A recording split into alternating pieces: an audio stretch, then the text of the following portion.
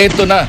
Gagawa at gagawa sila ng paraan o para ang malayang pamamahayag at pagtuligsa sa katarantaduhan ng administrasyon na ito ay matigil. Aba ay sinubukan nila yan kay Jen Sonsa upang iparamdam sa media, sa mga mamamahayag na kaya nilang gawin ang gusto nilang gawin.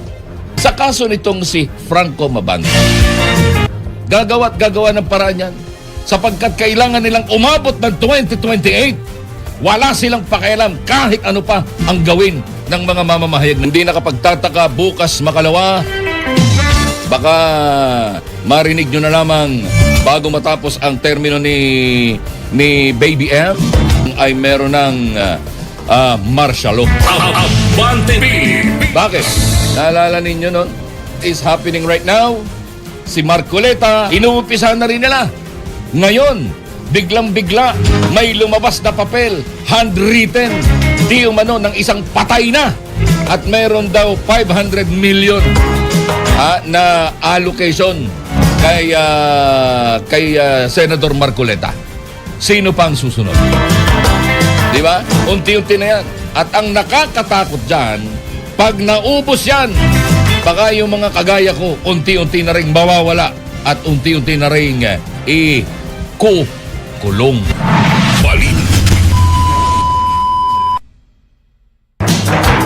Magsama-sama ho tayo ngayon habang malaya pa ho ang pamamahayag, mga kaabante, sapagkat mukhang unti-unti na hong sinisikil ang pamamahayag, ang malayang pamamahayag dito sa atin. Inumpisa niya. Kilala naman natin kung gaano katotoo sa kanilang mga advocacy at ipinaglalaban itong ating mga kapatid sa hanap buhay na ito. Jason sa na ang palabas nila para lamang makulong itong si Jason sa ay pinalabas nilang mayroong error doon sa warrant of arrest at nagkaroon ng markang non-bailable. Pero magtataka ka, magtataka ka. Huwes yun. Judge. Ibig sabihin, maraming panahon na siyang humawak ng mga kaso at mahabang panahon na rin niyang kabisado ang mga batas. Bailable and non-bailable. Kaya ang presumption ng marami, sinadya yan para kahit papaano makulong naman etong si kapatid na Jason sa. Kapatid sa hanap buhay, Jason sa. Na isa sa mga pinagpipitaganan ko't iginagalang. Kagaya nga ng binabanggit ko sa inyo. Nung nagtangka akong magsimulang pumasok sa larangan ng pamamahayag, I was in first year college. Kami nila, Boss Aren. Nag-audition kami sa DZMM nung araw. With Mario Garcia at siyang unang-unang humarap sa amin. Sabi nga sa amin, alam ninyo, hindi na uso ngayon yung magandang boses. Kailangan kahit pangit ang boses, mayroong laman. Ronnie Ramos, Abante Pilipinas. Ewan ko kung saan ako sa dalawa. Pwedeng pareho, pwedeng isa sa dalawa. Kaya lang. Ulat na nabuunay sa Enersta ko manoy. Ano yun? Online. Maga pa. Yan. Kaya ngayon, bakit nasabi nating unti-unting sinisikil? Ang naging kanilang teorya na aming pinag-usapan ni Mang Tebang kahapon nung pumutok na ang balita na itong si Franco Mabanta ng PGMN, yung Peanut Gallery, ay sinet up or hindi set up, kundi ang term na ginamit nila is yung hindi set up kung saan ay siya hinuli. Ayan. Ano bang term yun? Yung pinagplanuhan, at entrapment. Yan. Sorry nanahuli sa di umano yung entrapment. Dala at tumatanggap ng mali-maletang pera. Again mali-maletang pera. Alam naman ninyo yung pagkakadugtong-dugtong nung pag ginamit natin yung salitang maleta kung kanino nakadikit yan. Hindi ba? Hindi ko nababanggitin ang pangalan. Kaya lamang, ang tanong ay, totoo ba na ito'y bahagi ng pagsupil sa malayang pamamahayag? Ang sabi ng iba, lalo na yung mga nagpapaliwanag na galing doon sa tahanan at paanakan ng mga NPA, ang sabi ay hindi daw. Sapagkat siya'y hinuli sa pamamagitan ng entrapment at ito'y isang krimen. Dahil siya ay nangotong, dahil siya ay nang-extort ng hundreds of millions. At dahil ang usapan daw ay staggered, ayun, ay nasa 70 million yung ibinigay sa kanya na kalaman o nakalagay sa mga maleta. Ayan. Pero, ano ang nakikita natin dito? Totoo ba na ito ay isang pagtatangka para lalo pang takutin ang mga mamamahayag na kagaya natin na tumutuligsa sa katarantaduhang nangyayari dito sa ating bayan? Aba ay, teka muna. Sinubukan nila yan kay Jen Sonsa. Ginamit nila yung term na no bail or non-bailable. Inilagay sa warrant. Ginawa ng isang huwes na sa tagal na ng kanyang paglilingkod bilang huwes, hindi niya alam na ang cyber libel ay bailable at itong nilalaman ng revised penal code na unlawful publication ay bailable din at may multa. Hindi ka nga makukulong. May multa. Hindi ba?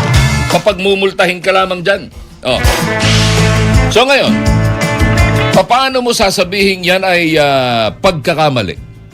Hindi kaya ito'y sinadya upang iparamdam sa media, sa mga mamamahayag na kaya nilang gawin ang gusto nilang gawin para lamang iparana sa iyo na ikaw ay makulong. Bakit ay ganun yun?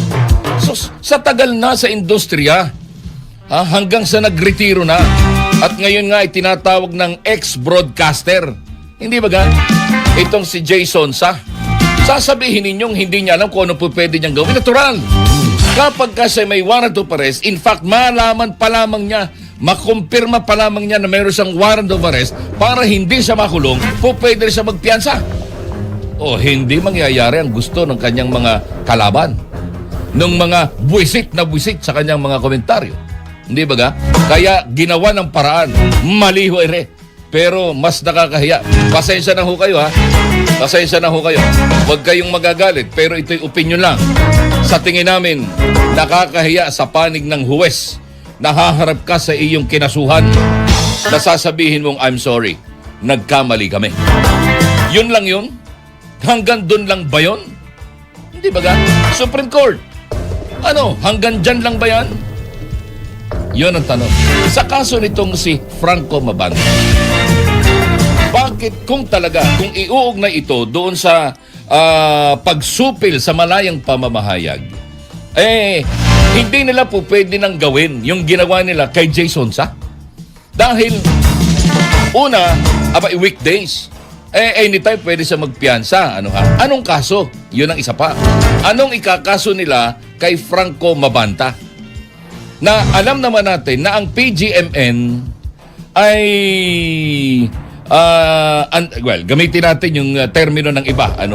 Ayoko sabihin na ang PGMN ay maka-Duterte. Ayoko sabihin na gano'n. Sabihin natin, ang term na ginamit kasi ng iba, doon sa nabasa ko, na ay infested. DDS infested. Ibig sabihin, napasok na mga DDS ang PGMN.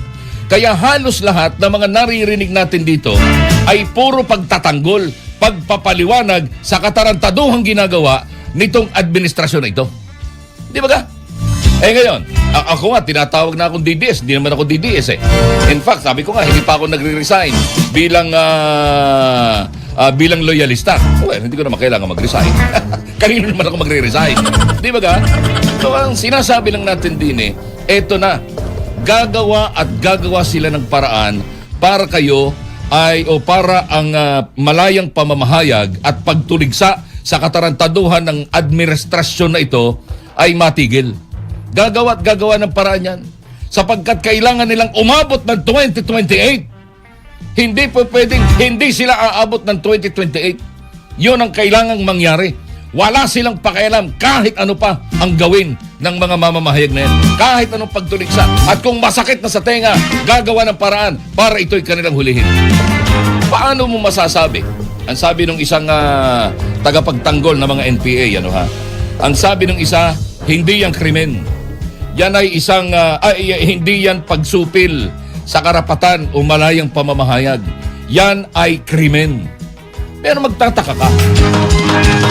Di ba ga, frozen ang asset nitong may-ari nitong mga maleta na ito? Saan galing ang kanyang pera? Para at that very moment, makapaghatid siya ng mali-maletang salapi. Di ba ga? Saan galing ang pera niya? Siya ba talaga ang may pakana niyan? Oh, tandaan ninyo ha, etong si Franco Mabanta, ito ho ay dating political strategist nitong si PBBM. Oh, hindi niyo alam yon. Kaya lang ang tanong ay bakit nagkahiwalay? Bakit pinayagan ni Mabanta na ma-infested? Ito, gamitin natin yung term. Hindi ko sinasabing yung PGMN ay naging DDS. Kundi ang sinasabi nila infested, napasok. Ano ha? Ng mga maka-DDS. Pero si Rowena Guanzon, Atty. Guanzon, hindi DDS yan. Pero nandun siya at may programa sa PGMN. Bakit? Sapagkat nakapagpapahayag sila ng maayos, ng walang sumusupil sa kanila sa pamamagitan ng online media. Di ba ga? Social media. Pero ngayon, ipinakita nila na wala ka ng kalalagyan. Hindi mo na po pwedeng gawin ang ginagawa mo dati kahit pa yan ay online network. Wala na. Kaya hindi nakapagtataka bukas makalawa, baka marinig nyo na lamang bago matapos ang termino ni Baby M, baka marinig mo na lamang ay meron ng martial law. Abante Pilipinas. Bakit? Naalala ninyo nun? Sabi ni Apo Makoy, oo, ay dumaan yan, ang hindi nila alam, I have the authority from the Senate of the Philippines to declare martial law. Oh, kinausap ko sina, etc. Hindi ko na maalala, sorry hindi ko na maalala. Totoo naman yon. Hindi naman maaprubahan ang Presidential Decree 8811 ba yun? Hindi ko na maalala. Yung martial law, kung walang pahintulot ng Senado. Kaya lahat ng kalaban nila noon nawala. Di ba? Ang naiwan lang noon sa Senado ay di yung mga kakampi nila Abante Pilipinas. at yung mga natakot na baka madamay gaya ng iba. Abante Pilipinas. So what is happening right now? Si Marcoleta, inuumpisahan na rin nilang inuumpisahan na rin nila.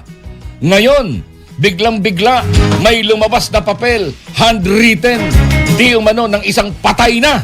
At meron daw 500 million na allocation kay Senador Marcoleta. Sino pang susunod?